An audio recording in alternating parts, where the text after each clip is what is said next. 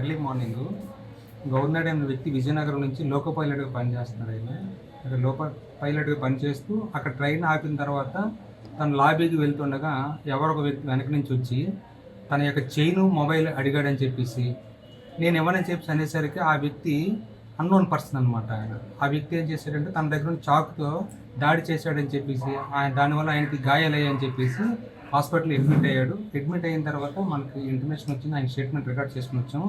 ఆయన ఇచ్చిన రిపోర్ట్ ప్రకారం మనం అటెంప్ట్ టు రాబరీ కేసు అనేది నమోదు చేయడం జరిగింది.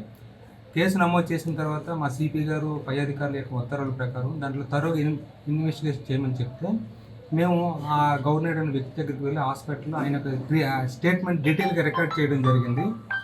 ఆ స్టేట్మెంట్లో మాకు తెలిసిన విషయం ఏంటంటే ఈ గవర్నర్ అనే వ్యక్తి రైల్వే డిపార్ట్మెంట్లో పనిచేస్తున్నాడు.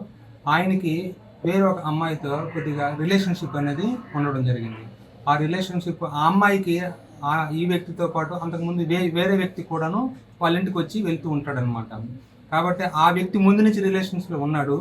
ఈ వ్యక్తి వెళ్ళేసరికి ఆ వ్యక్తికి ఈయన మీద అనుమానం వచ్చింది. అంటే ఈ వ్యక్తి కూడా ఇంటికి వస్తున్నాడని చెప్పి అనుమానం వచ్చి నేను రిలేషన్లో ఉన్నాను కదా, ఆయన ఇంటికి రావాలని చెప్పేసి ఆ రోజు అంటే 28వ తారీఖు ఎర్లీ మార్నింగ్ అంటే నైటు అంటే 27వ తారీఖు నైటు ఆ వ్యక్తి ఆమె ఇంటికి వెళ్ళాడు.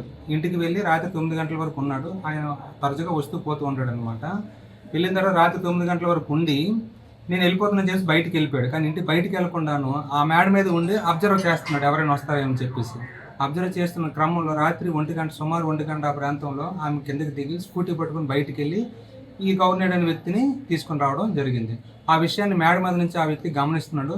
గమనించి వీళ్ళిద్దరూ లోపలికి వెళ్ళిన తర్వాత ఆయన ఇంట్లోకి ఆయన కూడా ఎంటర్ అయ్యాడు. ఎంటర్ అయిన తర్వాత ఆ ముగ్గురు మధ్య కొద్దిగా తోపులాట జరిగింది. అక్కడ చాకు ఒకటి ఉంది.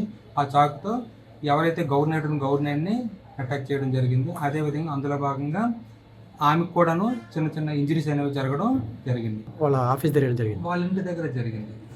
ఈ రోజు జరిగేది కాదు, ఇది 28వ తారీఖు ఎర్లీ అవర్స్లో జరిగినటువంటి విషయం. ఇనిషియల్గా మనం అటెంప్ట్ రాబరీ కింద కేసు నమోదు చేసాము.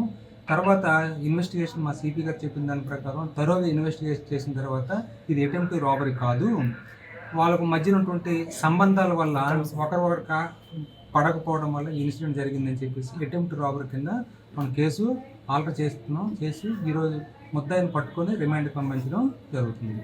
తెలుగులో ఫాస్టెస్ట్ న్యూస్ ఇప్పుడు కొత్త అవతారంలో 5 సెకండ్లోనే పూర్తి వార్తా సమాచారం మీ చేతిలో. సోషల్ మీడియా ట్రెండ్స్ మీ కళ్ళ ముందుకే live TV and voice search ఆప్షన్స్తో ఇప్పుడే డౌన్లోడ్ చేయండి. యాప్ లింక్ డిస్క్రిప్షన్లో ఉంది.